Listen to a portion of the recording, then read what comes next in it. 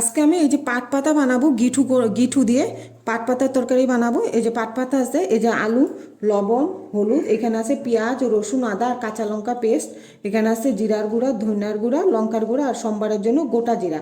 আর এখানে আমি মুসুরির ডাল দিয়ে বেটে আমি পেঁয়াজ লঙ্কা দিয়ে মেখে রেখে দিয়েছি। আমি এখন কিভাবে বানাবো সেটা আপনাদেরকে দেখিয়ে দিচ্ছি। এই যে দেখেন পাট পাতাগুলো আমি নিয়ে নিচ্ছি, এই যে এইভাবে করে।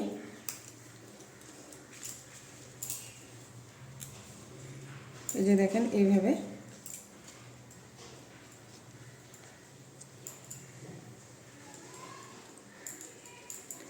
এইভাবে করে নিয়ে এই যে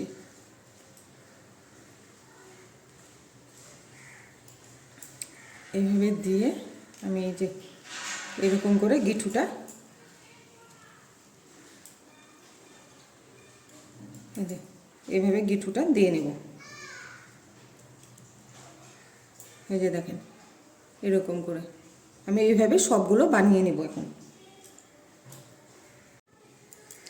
এই যে দেখেন আমি সবগুলো বানিয়ে নিয়েছি এইভাবে। এখন আমি কিভাবে বানাবো সেটা দেখিয়ে দিচ্ছি আপনাদেরকে। এই যে কড়াইতে আমি সরষের তেল দিয়ে দিয়েছি, তেলটা গরম হয়ে গেছে। এই যে এখানে ডালটা যে মেখে রেখেছি, মুসুরির ডাল আমি ভিজিয়ে মেখে রেখেছি, পেঁয়াজ লঙ্কা আর হলুদ আর লবণ দিয়ে মেখেছি। এখন আমি এটাকে বড়া বানিয়ে নেব। বড়াটা আমি ছোট ছোট করে বানাবো। দিয়ে দিচ্ছি।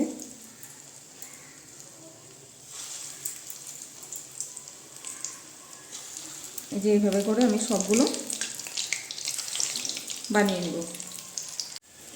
এই যে দেখেন ডালের বড়াগুলো আমাদের ভাজা হয়ে গিয়েছে। এখন আমি এটাকে নামিয়ে দিচ্ছি। এখন আমি এই তেলেই এই যে পাট পাতাগুলো আমি গিঠু মেরে রেখেছিলাম সেইগুলোকে ভেজে নেব।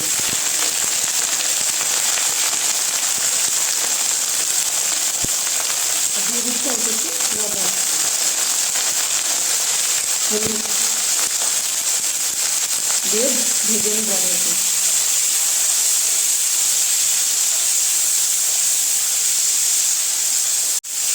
এই যে হালকা করে ভেজে নিয়েছি, আমি এখন এগুলোকে নামিয়ে দেব।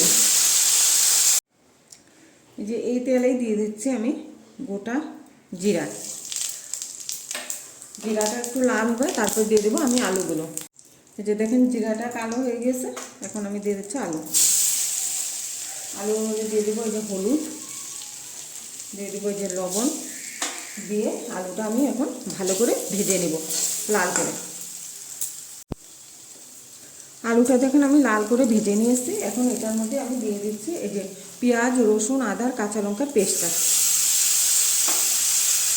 দিয়ে আমি ভালো করে মশলাটা কষিয়ে নেব, স্টিমটা কমিয়ে। যে দেখেন মশলাগুলো আমাদের কষানো হয়ে গিয়েছে। এর মধ্যে আমি দিয়ে দিচ্ছি যে জিরার গুঁড়া, ধনিয়ার গুঁড়া, লঙ্কার গুঁড়াটা দিয়ে আমি এগুলোর সঙ্গে ভালো করে মশলাটা একটু কষিয়ে নেব। আমার এই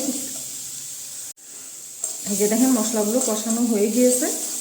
আমার এই পাট পাতার রেসিপিটা যদি ভালো লাগে তাহলে আপনারা লাইক করবেন, শেয়ার করবেন, সাবস্ক্রাইব করবেন। এই জন্য মশলাগুলো কষানো হয়ে গিয়েছে। এর মধ্যে আমি এখন দিয়ে দিচ্ছি জল।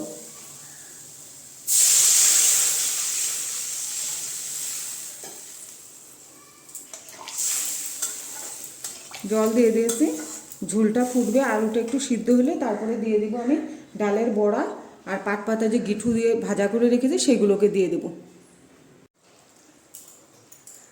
এই যে দেখেন আমাদের আলুটাও সিদ্ধ হয়ে গিয়েছে।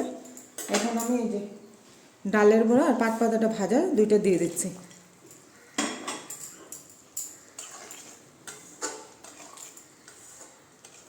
পাঁচ মিনিট হবে, তারপরে আমি নামিয়ে দেবো। যেখানে 5 মিনিট হয়ে গিয়েছে, আমি এখন এটাকে নামিয়ে দিচ্ছি।